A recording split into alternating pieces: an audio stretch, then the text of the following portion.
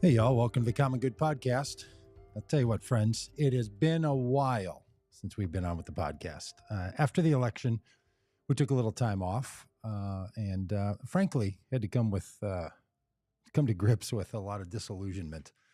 You know, disillusionment is the realization that your illusions are gone, the illusions you've been living under. And man, I got to tell you, this election was, it was illusion breaking. I was under the illusion that people in the United States of America would care about the quality and the character of the people running for office, especially for the presidency.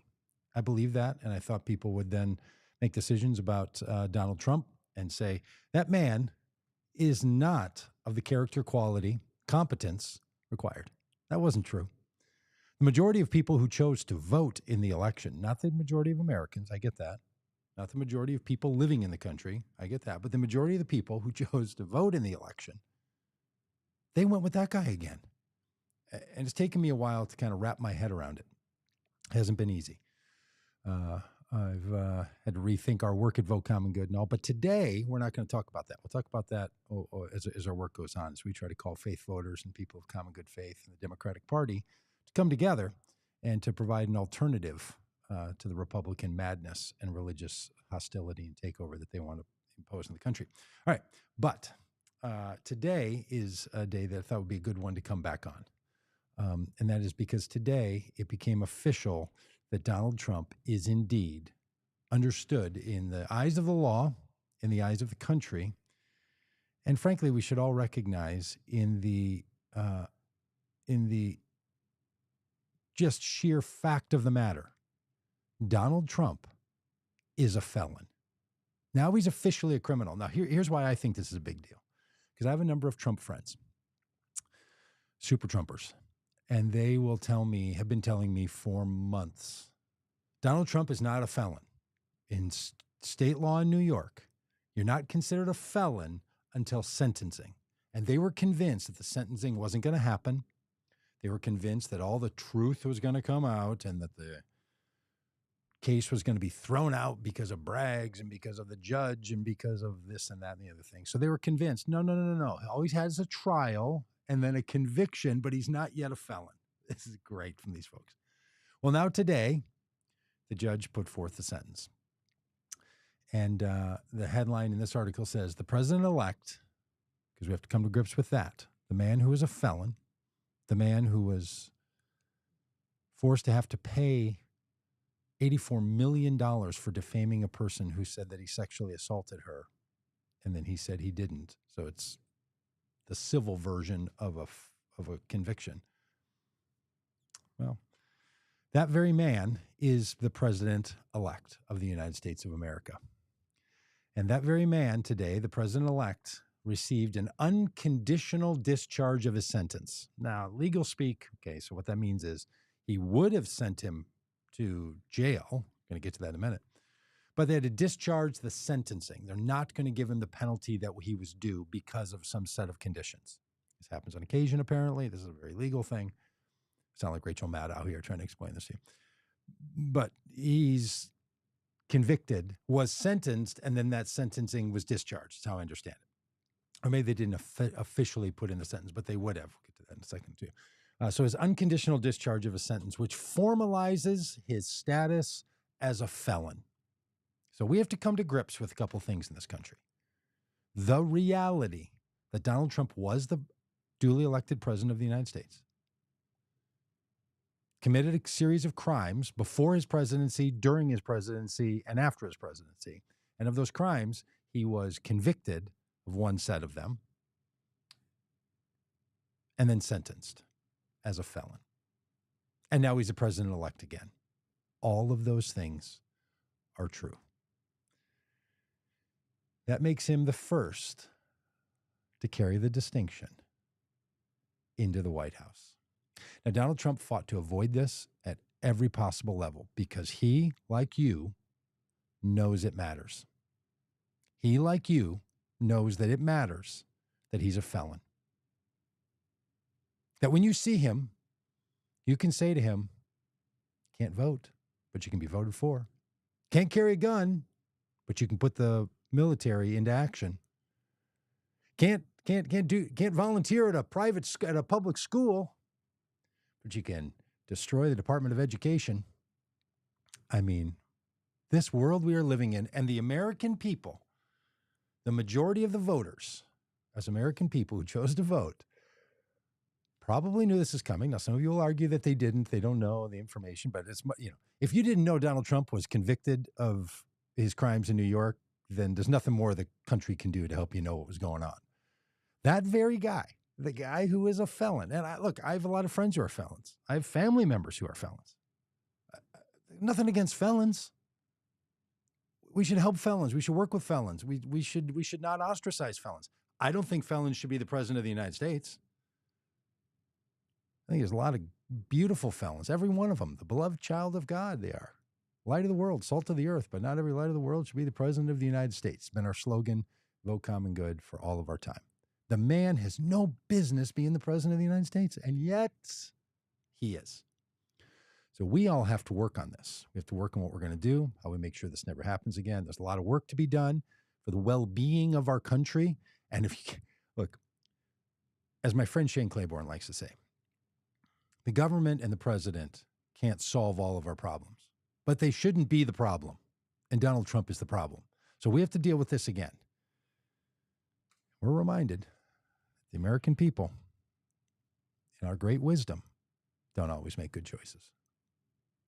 The story goes on to include this statement from the judge, which I guess in keeping me from printing this out and hanging it on my wall or making it the screensaver on my computer or the background on my phone just to read on a regular basis for a little heartening and encouragement that one little portion of our system could hold. Because, we used to say things like, there's a fever, and the fever is going to break among the Republicans, and they're going to come to their senses. If you want to take the, illness metaphor, disease metaphor, to speak about what's happened to Republicans, the mind disease, the mind virus, I think we have to say a mutation has happened inside the Republican Party. This is not an illness. This is a mutation. And now it's all Trump all the time, and it's going to be terrible. This administration is going to be terrible for people, terrible for the planet, and everyone who lives on it. Convinced of that, I'm going to do everything I can and vote common goodwill starting on Inauguration Day and for 1,461 days of action and engagement coming to you soon. We will be alive and well, doing all that we can. But the judge went on to say, he acknowledged the 10 days out from the inauguration of the very guy who's the criminal and who the people knew was a criminal and had other cases pending against him and still voted for him. We don't always make the best choices in our elections, but they are our elections and they are our choices. I'm not one to tell other people how to frame the world. I want to offer you some suggestions on how to frame your world. I'm not going to tell you not to say things like, he's not my president, I didn't vote for him, that kind of thing. And that you're welcome to personalize your relationship with any elected official any way you like. But he is the president of these United States of America. And so as the president-elect, now, okay, it's been a while, so I got a few things to say here. Well, Barack Obama didn't need to be chit-chatting and smiling and laughing with Donald Trump yesterday at Jimmy Carter's funeral. Broke my heart.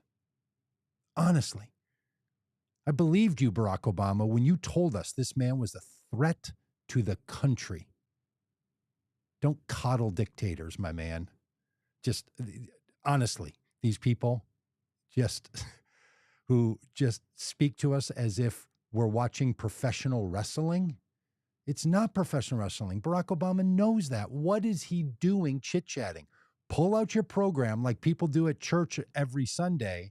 Don't talk to anyone next to you and just read the words and then think about the font or something like the rest of us do when we're not paying attention to the joker sitting next to us. More coming on that later in another podcast. Reading from the article here of what the judge said. Quote, Donald Trump, the ordinary citizen, Donald Trump, the criminal defendant, would not be entitled to the protections of the presidency, Justice Merchant said, explaining that only the office shielded defendant from the verdict's gravity. This court, quote, has determined that the only lawful sentence that permits entry of judgment of conviction without encroaching on the highest office of the land is an unconditional discharge. But if it was Donald Trump, the ordinary citizen, Donald Trump, the criminal defendant, now we can say, after Merchant's putting this into official status, Donald Trump, the felon, not the president, because the presidency is something that a human being embodies, steps into. It exists as a category, and then you step into it. Donald Trump is protected inside of the presidency.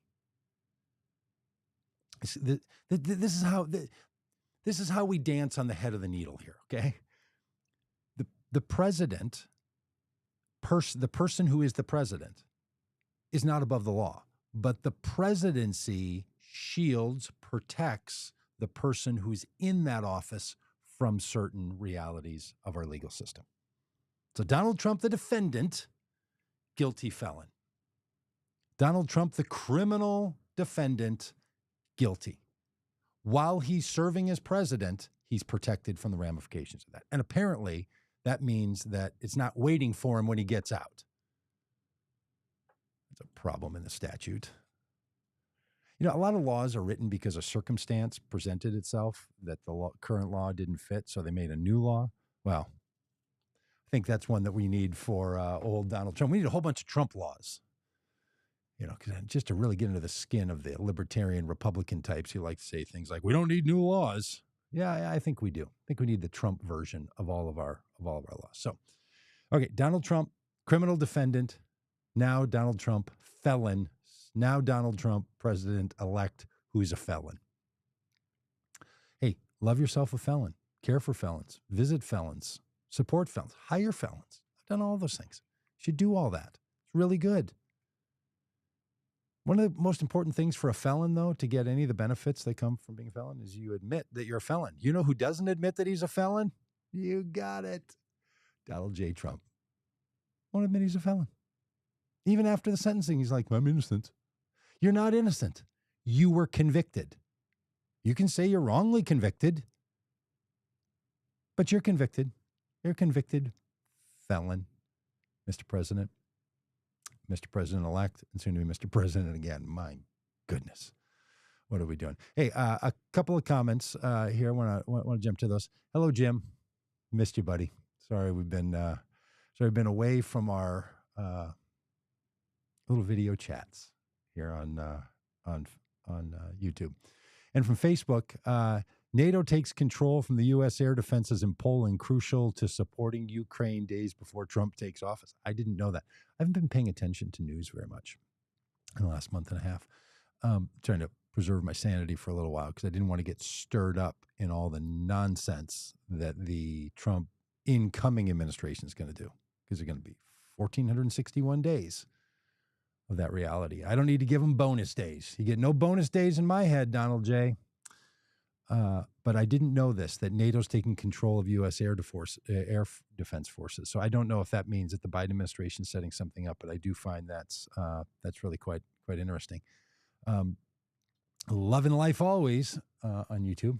Hey, thanks for tuning in. It says, I'm with you. I didn't think Americans would do it twice. So sad our countrymen chose insanity.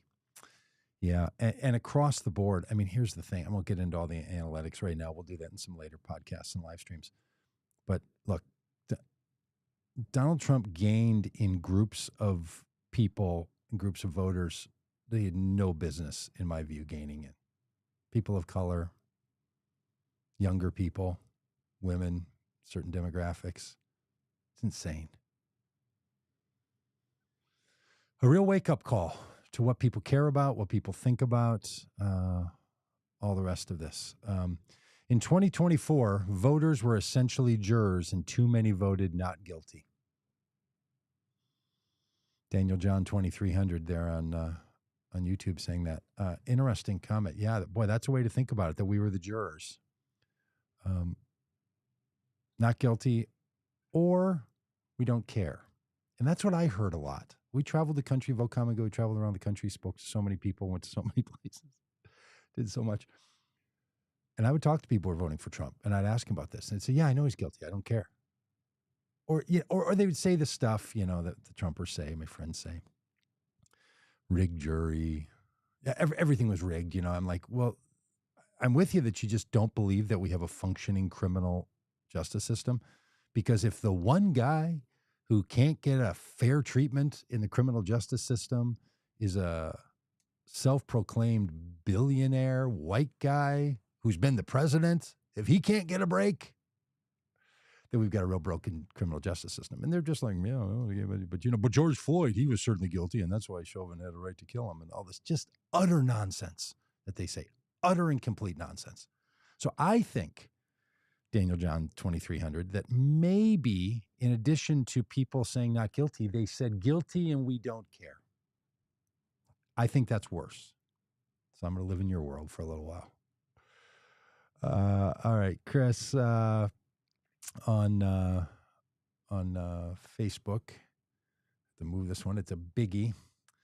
Yeah, Chris says, it was embarrassing to see my favorite past living president, Obama, chatting and laughing with Donald Trump. Like you said, this is something we don't do in church anyway.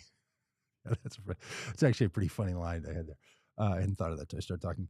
Especially at a funeral with someone who's maligned every single person sitting in those two rows. Sad scene. Yeah, I'm with you.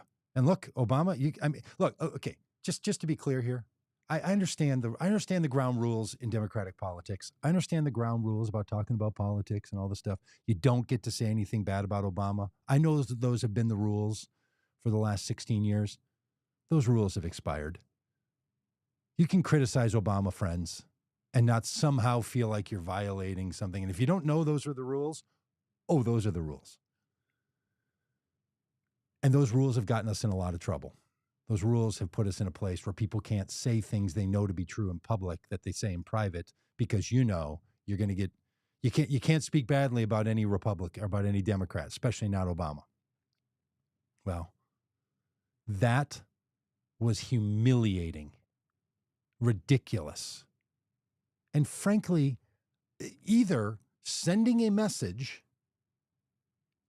that, hey, it's okay now, friends. We're all here together. All the professional wrestlers are now going out after the show and hanging out. Or so self-unaware that it's ridiculous. But hey, we're not here to talk about the failures of Barack Obama at Jimmy Carter's funeral yesterday. We're here to talk about the felon, Donald Trump. So we'll stay on that task for a bit. And Jim just says, happy to see you again. Happy to see you seeing me again, Jim. Glad to be here. All right. So just want to put out a quick one. We're going to be back. Don't know what the schedule will be for our being backs here on this, and who's going to be in the back, who's going to be the Backstreet Gang. But we will be back, and on somewhat of a regular basis. Sometimes some full form, hour-long podcasts and chit chats like we do, like we're famous for, and some shorter ones. This one's coming in at 20 minutes. We'll come in with some that'll be a little bit shorter than this, and some other bits. If you follow us on Facebook, which I can see some of you do, because we can see where you're watching from. If some of you follow us over in any of the other places, Twitch or the other places, still trying to figure out how to get this stuff on Instagram. Goodness. I mean, that Meta, those people, I'm using their system. I get it, but just so bad. I might sound like just the crabbiest old man yelling at kids to get off my yard. I hear you. But we're putting this out in all the places because we don't want to miss anybody. But if you don't follow Vote Common Good on YouTube, on the YouTubes, if you don't follow Vote Common Good on YouTube, that's our best place for us. If you follow us there, because we're trying to build something over there, and it would really help. So anyway, if you're watching anywhere else, go over to YouTube. YouTube's great. You can learn to play guitar over there and do other things. Probably not so good. But YouTube is fabulous, and it's really good for us. So go over to YouTube, follow us there, keep up all the places. Go to votecommongood.com, get on our email list, keep up with us. We're going to be back in full strength very soon. We've got 1,461 days of action and engagement that we have to be involved in, starting from Inauguration Day 2025 to listen to it, friends, here at Inauguration Day, January 2029. We have to put up with this man until January of 2029. As the judge said to Donald Trump after sentencing him as a felon, Godspeed, friends. I don't know what it means. I don't want to move with Godspeed because God seems to move real slow. But Godspeed to y'all, and take care of each other. And, as he said in the 60s, love the one you're with and some other people too. And we'll see you around the horn. Thanks. Good to see everybody. Hey, Gary, get ready. I see that. Go Trump, go baby, from Richard. Richard on Facebook. Hey, Richard. I don't know if I know you personally. Hey, look, if you're excited about Donald Trump, glad for you. Because it's got to be better than seeing the reality and the truth that the rest of us are seeing. So, lucky you. Lucky you, Richard. Lucky you. Because the rest of us, we're going to clean up this mess like we did from 2017 through January 2021. All right. Hey, a couple more comments are coming in. It will now be appealed and overturned. Merchant got 3 cases. He was not even judged. He was in rotation to be eligible for. He was installed. Tell the truth. Political hit job by Dems. There you go. That's it. That's it. That's what I was telling you about. Thanks, David. It's good. So, sometimes I feel bad when I say this is what Trumpers say because people think I'm just demeaning Trumpers. I don't mean to. I truly only want to say what I think they're really saying from what I've heard. So there it is from David. That's what people think, that the criminal justice system at the highest level in New York and in the nation federally is so corrupt, Donald Trump couldn't get a fair trial. Bummer, man. Bummer to be a falsely convicted felon. Really feel for you, Don. Being a felon and all. But, David, I hope this gets you and others to start fixing the criminal justice system if you think there's a problem. Because, my friend, apparently there's some work to do. If you go meet some people, you might find out where the real problem lies, and it's not with a hit job by the Dems. Now, there's some other problems. So, hey, thanks, Sherry Evans. Thanks for paying attention to us. We appreciate that a lot. Thanks for following us over on YouTube. It means a lot. All right, we'll be back. Ignorance is curable. Okay. Ignorance is curable. Stupidity is fatal. I can 100% amen that. As a stupid person, I've done some really stupid things. The only thing I've found that has solved my stupidity is a community that helps me be a little less stupid. I don't know about the rest of you. Now, that community could be writers from time gone by. That could be writers and thinkers and song makers and artists from around the country, around the globe. It could be people you know, people you hang out with, people whose words you take in. But somewhere, all of our collective stupidity only becomes better by our collective genius.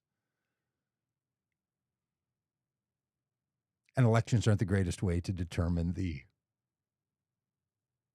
genius of a nation, apparently.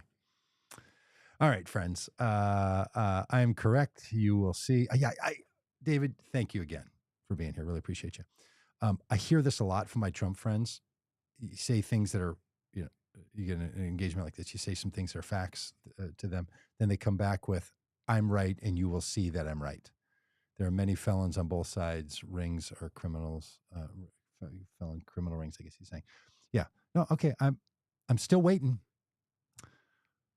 to see. I mean, look, I'm not going to get into Hunter Biden yet because I've got a whole rant about Joe Biden pardoning his son. I mean, it's not as bad as sitting next to Donald Trump at a funeral and kicking it up and enjoying yourself with your benchmate, Barack Obama. But that was horrible. But to a later point here, David, still waiting for all you Trumpers to be proven right about the laptop. Still waiting for that. Still waiting for the $10 million bank records. You're going to be proven right, QAnoners. The truth will reveal itself. Meanwhile, the things that we all look at and see as true that are actually happening is also true, unless you're in a world where it's not. And again, David, I just respect you and just want that world that I didn't have to see the reality of the devastation of another Trump administration. Lucky kid. It's the luckiest one I know. All right, a couple of more. See, I was saying goodbye.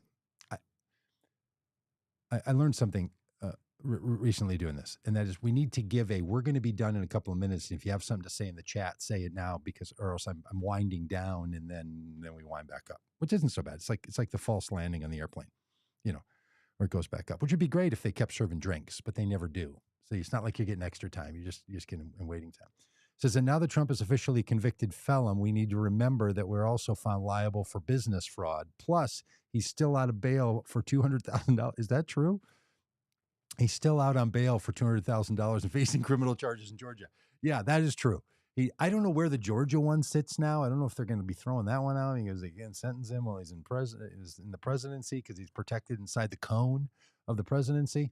I mean, some of us think about the presidency as something that's utilized to protect the country and democracy and participate in the world. Donald Trump sees it as something to protect him. What a guy. So I don't know exactly where that one sits. All right, so now back to the stupidity thing. But there is learning. There are facts, and there's no alternative facts. I wish that would be true. Still waiting for Mexico to pay for the 46 miles of wall. And Dave comes in with 1 Corinthians 13. Love. Maybe that's what you're getting to, David. The love chapter. Love is patient. Love is kind. Love is not Love's trying to do the hallelujah line. Love is a cold sword, a broken hallelujah. Yeah, love is a lot of things.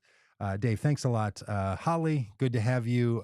M, thanks for being here. Jim, David, for your great comments. Sherry, appreciate it. Gary, Richard, Facebook Trumper, Chris, Daniel, loving life always. Clint Westwood. Okay, my fault putting that comment up about NATO taking control of the U.S. air defenses, and I missed Clint Westwood. Perfect. Well done. All right, y'all. We'll see you long suffering. Love is long suffering. Thank you. Thank you, Dave. I see where you're going. That's Dave from 1 Corinthians 13 fame. Gave us the long suffering. All right. Thanks, y'all. We'll be back. I don't know. I enjoyed this again. So it's been a couple of months, and we'll be back soon.